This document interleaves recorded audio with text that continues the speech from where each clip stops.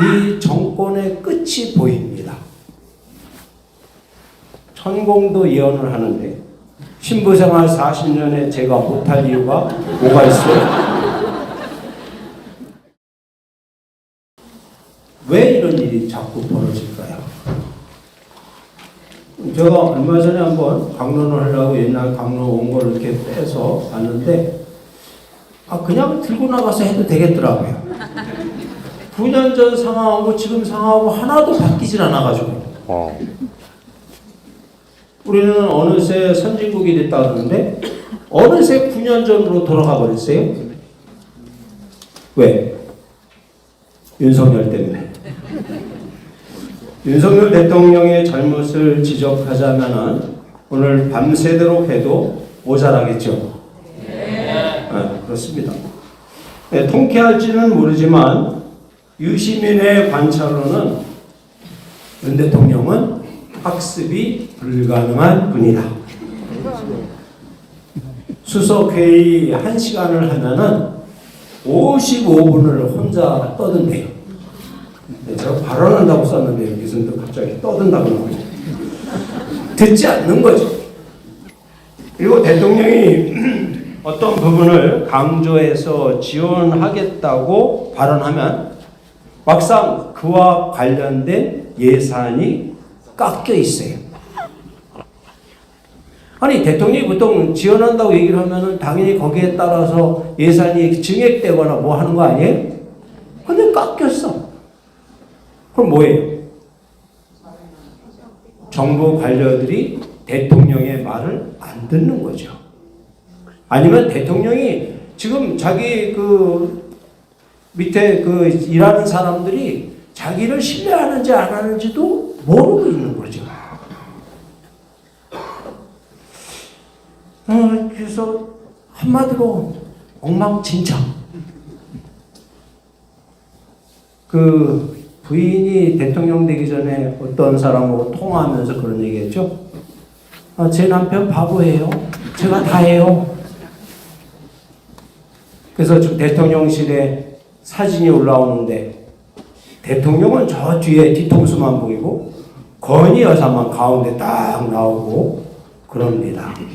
이게 오늘의 한국의 현실이에요. 나는 그래서 이렇게 보면서 이 정권의 끝이 보입니다. 천공도 예언을 하는데 신부생활 40년에 제가 못할 이유가 뭐가 있어요?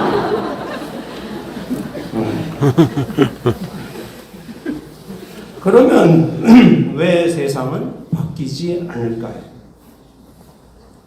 하나님께서는 히브리인들이 이집트에서 억압당하는 모습을 보시고 그들의 울부짖음을 들으시고 모세를 보내서 파라오 종살이에서 빼내셨습니다. 그러나 그 해방은 한 정권 파라오로부터의 해방이었습니다.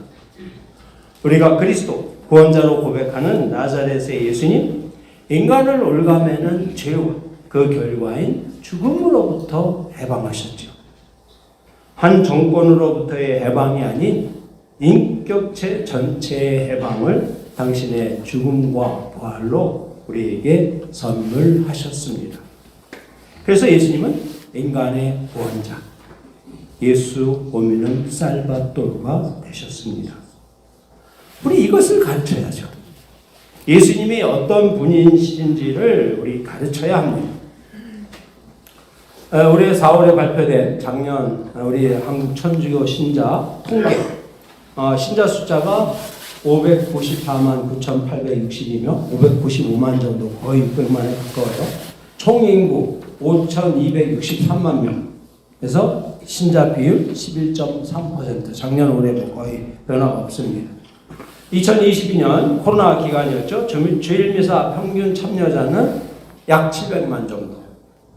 그래서 전체 70만 정도. 그래서 전체 신자의 11.8% 정도가 이렇게 미사에 참여하고 있습니다. 11.8%. 그리고 코로나 발생 이전인 2019년에는 108명 정도가 108만 정도가 미사에 참여했어요. 보험은 좀 많이 줄었죠. 우리 성산본당도 40% 정도가 미사에 참여했는데 지금은 한 25% 아래로 왔다 갔다 합니다. 그 정도만 나오는 분 중에서 신부 강론에 못마땅해 째려보고 또 소리를 지르기도 합니다. 신부님 그런 강론 들어왔냐고. 세상은 천주교에 관해서 관심도 없습니다. 지국미사를 해도 어쩌다 한번 어떤 매체만 보도할 뿐입니다. 청년과 청소년의 천주교에 대한 호감도는 현저히 낮아졌다고 한국가톨릭 사목연구소 1월 조사에서 드러났습니다. 왜 이렇게 존재감 없는 천주교회가 되었을까요? 그러면 예수님에 대한 매력도 사라졌을까요? 2000년 동안 인류로부터 사랑받아온 분이 하루아침에 외면당할 리는 없습니다. 그분의 삶을 사는 한국교회가 빛과 소금의 역할을 잃어버린 거 아닐까요? 예수님 산상설교에서 선언하시면서 동시에 경고하셨습니다. 너희는 세상의 소금이다. 그러나 소금이 제 맛을 잃으면 무엇으로 다시 짜게 할 수 있겠느냐? 아무 쓸모가 없으니 밖에 버려져 사람들에게 짓밟힌 따름이다. 너희는 세상의 빛이다. 산 위에 자리 잡은 고울은 감춰질 수 없다. 음식은 간이 맞아야죠. 전에 아무리 아름다워 보여도 간이 안 맞으면 맛이 없잖아요. 근데 소금을 조금 넣으면 간이 맞아서 음식 맛이 납니다. 안 해본 사람은 몰라. 소금이 그 맛을 잃어버리면 버려져 사람들에게 그 발에 짓밟힙니다. 맛을 잃은 소금을 어디에 쓰겠습니까? 그러니까 왜 이런 일이 벌어질까요? 어떤 신자는 따졌어요. 왜 신부님은 우리를 가르치려고 합니까? 우리도 알 만큼 압니다. 그렇죠? 요즘에 신자들 엄청 많이 배웠어요. 그런데 우리 신부들은 원래가 가르치는 사람입니다. 가톨릭 교회 교리서 1592항에 성품 교역자, 그러니까 사제는 가르치고 무누스 도첸디, 무누스는 직무예요. 가르치는 직무. 하나님께 예배드리며 무누스 리투르지쿠, 사목적 다스림, 무누스 레젠디로서 하나님 백성에 봉사한다고. 네, 그러니까 가르치고 예배드리고 다스린다는 것은 결국 봉사한다는 거죠. 섬긴다는 거예요. 그래서 하나님 백성에 봉사하잖아요. 가르쳐야죠. 1981년도 제가 부제품 받았는데 그때 대전 교구장이신 황민성 주교님이 피정 지도하셨는데 다른 건 한마디도 생각이 안 나요. 딱 한마디는 기억이 납니다. 사제는 교리를 가르치는 사람입니다. 그래서 당신도 주교지만은 지금도 교리를, 그때까지도 교리를 가르치신다고 말씀하셨습니다. 그래서 저도 지금 이 순간까지 교리를 가르치고 있습니다. 저는 가는 데마다 예비자 교리반 시간표 만들고 제가 꼭 매주일 들어가서 정리해 줍니다.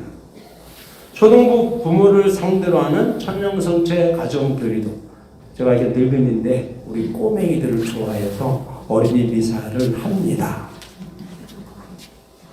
안 좋아하지 않냐고요? 우리 애들 엄청 좋아해요.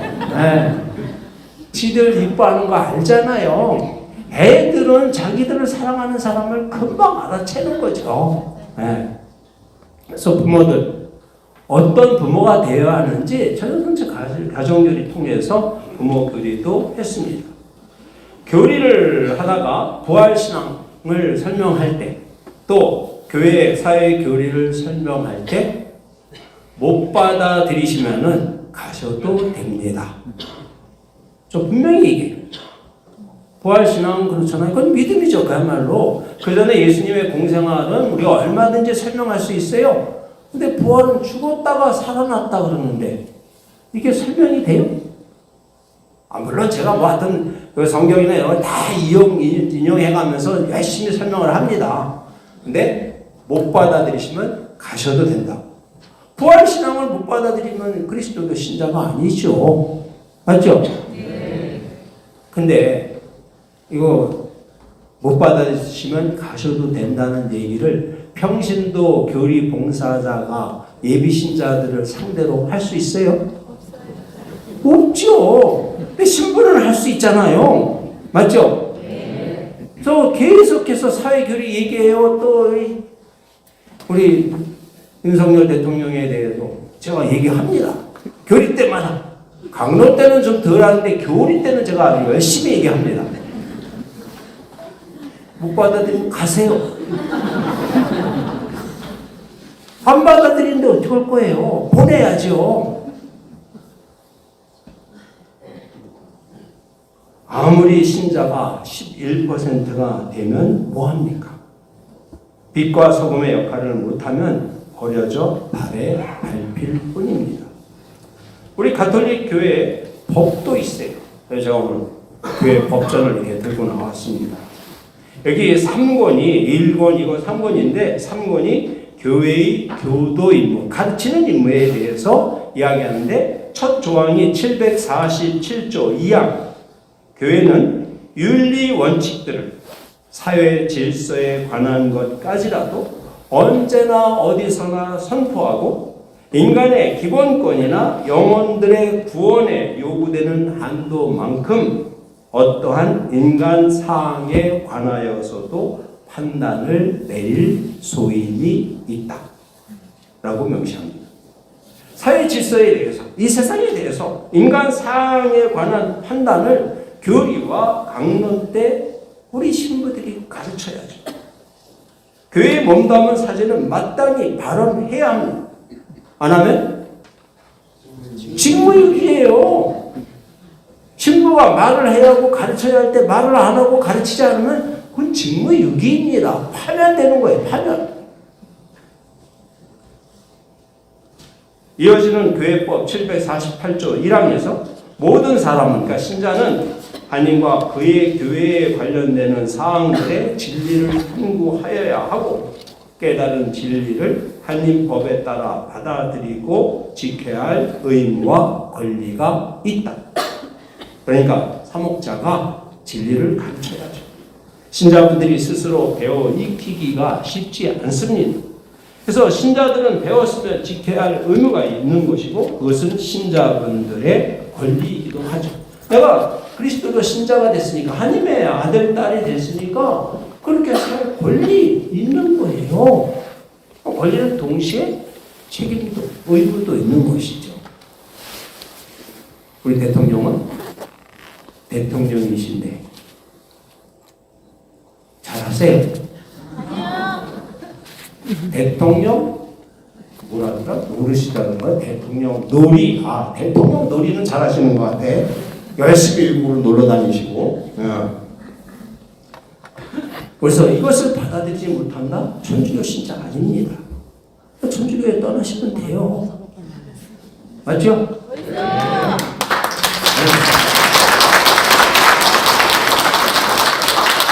우리는 하나님의 아들, 딸들을 낳았었네요. 근데 사생아를 낳은 거예요. 누군지 모르는 사생아들을 우리는 낳고 있는 겁니다. 우리 몇 주 전에 정교주일 보냈습니다. 그날 예수님께서는 제자들을 파견하시면서 이르셨습니다. 너희는 가서 모든 민족을 제자로 삼아 아버지와 아들과 성령의 이름으로 세례를 주고 내가 너희에게 명령한 모든 것을 가르쳐 지키게 하여라. 제자로 삼고 세례도 주어야죠. 윤석열 대통령도 신자죠? 안 부르시오. 명동 신자예요. 명동에서 세례받은. 이상민 장관도 신자래죠? 몰랐어요? 천주교 신자 무지하게 많아요. 아이고 참. 그러니까 한인 백성의 숫자를 늘려가야 합니다. 그러나 그것도 해야지만 인간의 모든 조건을 복음에 맞게 세상을 바꾸어갈 때 교회는 세상의 빛과 소금이 될 수 있는 것입니다. 그래서 우리 세례식 마지막에 뭐예요? 여기 부활초 등장하잖아요. 그렇죠? 부활초에서 불을 켜서 우리 새신자들에게 주면서 사제는 말하죠. 여러분은 그리스도 안에서 빛이 되었으니 빛의 자녀로 끊임없이 살아가십시오. 저희 어렸을 때 저희 동네에는 불이 안 들어왔어요. 전기가. 이제 밤에 그 남포, 우리 어렸을 때 남포라는데 램프 있죠? 등잔. 예, 그거 켜놓고 이제 학교 갔다 오면 가방 던져놓고 낮에 동네 형들하고 막 신나게 놀다가 밤에 이제 저녁 되면 엄마가 밥 먹으라고 부르면 밥 먹고 이제 숙제하는 거예요. 엄마한테 욕을 바가지로 먹지. 이놈의 새끼들, 벌건 대낮에 숙제 안 하고 꼭 그 전기 기름 아깝게 그 밑에서 숙제한다고. 작은 난포불이지만 어둠을 밝힐 수 있었습니다. 5,000명을 먹이신 빵의 기적 후에 예수님은 나는 하늘에서 내려온 살아있는 빵이다. 내가 줄 빵은 세상에 생명을 주는 내 살이다 하셨습니다. 이 말을 듣고 제자들 가운데 많은 사람이 되돌아가고 더 이상 예수님과 함께 다니지 않았다고 요한복음사가는 전합니다. 받아들이지 못하는 사람을 데리고 갈 필요가 있을까요? 처음부터 다시 시작하면 됩니다. 잘못 쌓인 모래성은 허물어져야죠. 그야말로 모래성이잖아요. 튼튼한 반석 위에 바로 보편교회의 가르침을 따라 제대로 된 집을 지읍시다. 이제부터 시작하면 됩니다. 너희에게 겨자씨만한 믿음 하나라도 있다면 이 산을 뽑혀서 저리로 가라고 해도 그대로 된다고. 우리 하나님께는 땡땡땡이 없다. 왜요? 우리 하나님께는 불가능이 없으시죠. 그래서 우리 신부들이 이제부터 한 사람 한 사람 잡아서 가르치면 가능하죠. 그럼 세상은 바뀔 거예요. 산 위의 마을은 드러나게 마련입니다.